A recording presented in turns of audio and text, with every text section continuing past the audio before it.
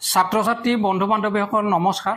আজি আমি এটা উৎপাদক বিশ্লেষণৰ অংক লৈ আহিছোঁ। উৎপাদক বিশ্লেষণটো এনেধৰণে দিয়া আছে যে x² + √2x - 24 অলপ বেলেগ ধৰণৰ উৎপাদক, ইয়াত √2 দিয়া আছে।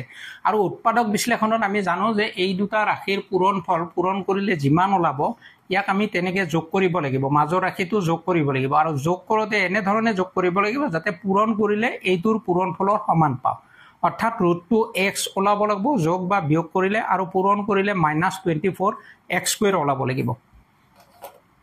অৰ্থাৎ এনেধৰণৰ হ'ব যে পূৰণ কৰিলে আমাৰ ৰাশিটো -24x² হ'ব, এইটো আৰু এইটো পূৰণ কৰিলে, আৰু যোগ বা বিয়োগ কৰিলে আমাৰ ৰাশিটো ওলাব লাগিব প্লাছ, যোগ বা বিয়োগ কৰিলে ৰাশিটো √2x সদায় পজিটিভ হ'ব। ইয়াত কৈছে যে √2xটো পজিটিভ হ'ব আৰু পজিটিভ ওলাব লাগিব। তেনেহ'লে কেনেধৰণে আমি √2xটো ওলাম?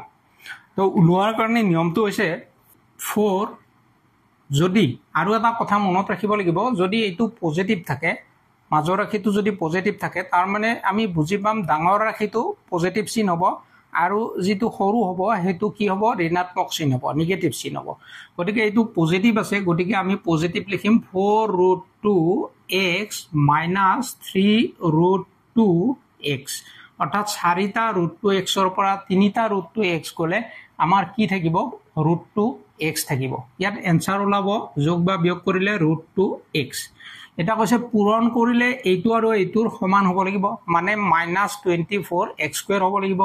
আমি এই দুটা ৰাশি যদি পূৰণ কৰোঁ, 4 × -3 যদি পূৰণ কৰোঁ, লগত √2 × √2 যদি পূৰণ কৰোঁ, আৰু লগত x × x পূৰণ কৰিলে x² হ'ব।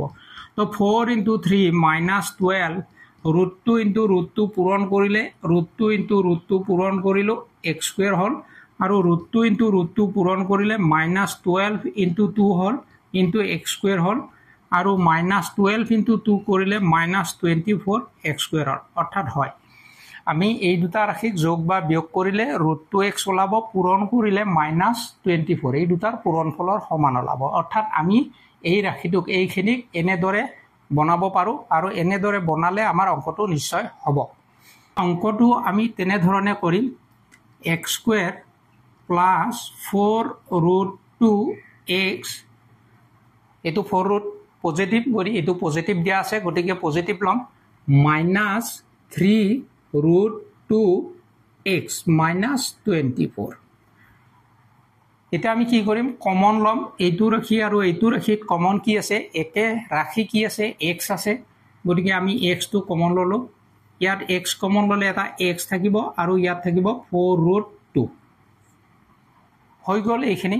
ইয়াত আমি কি কৰিম এতিয়া, ইয়াত কেনেকৈ কমন ল'ম, ইয়াত কমন কি আছে, জেনেৰেলি চালে আমাৰ -3√2x - 24ত কমন আছে 3 যদি লওঁ, মাইনাছ চিনটো যদি কমন লওঁ, তেতিয়াহ'লে √2x + 8 হ'ব।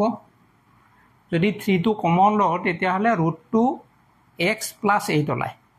কিন্তু আমি তেনেধৰণে চিন্তা নকৰোঁ। উৎপাদক বিশ্লেষণত আমি জানো প্ৰথম ৰাশিটোত কমন লওঁতে যিটো ৰাশি ওলাইছে, ছেকেণ্ড যিটো পাৰ্ট আছে সেইটোত কমন ল'লে এই ৰাশিটো নিশ্চয় ওলাব, আৰু যদি নোলায় আমাৰ ক'ৰবাত ভুল হয়, ওলাব লাগিবই, আৰু ওলাবই, তেতিয়াহে আমি অংকটোৰ সমাধান পাম। যদি এই ৰাশিটো ওলায় ইয়াত, তেতিয়াহ'লে আমি এটা কাম কৰিব পাৰোঁ। কামটো কি কাম কৰিম, মাইনাছ ৰাশিটো কমন ল'ম, আৰু ইয়াত লিখিম আমি এই ৰাশিটো যিহেতু ওলাব, এই ৰাশিটো মই ইয়াত লিখিম x + 4√2 ওলালে এই ৰাশিটো। যদি x + 4√2 ওলাল, x + 4√2 লিখিলোঁ, ইয়াৰে কি লিখিলোঁ, x লিখিলোঁ, কি লিখা নাই, 3√2 লিখা নাই, 3√2টো লিখা নাই, মই বাহিৰত লিখি ল'লোঁ, কাৰণ xটো মই ইয়াত লিখিছোঁ, এইখিনি লিখা নাই, গতিকে ইয়াত লিখিলোঁ।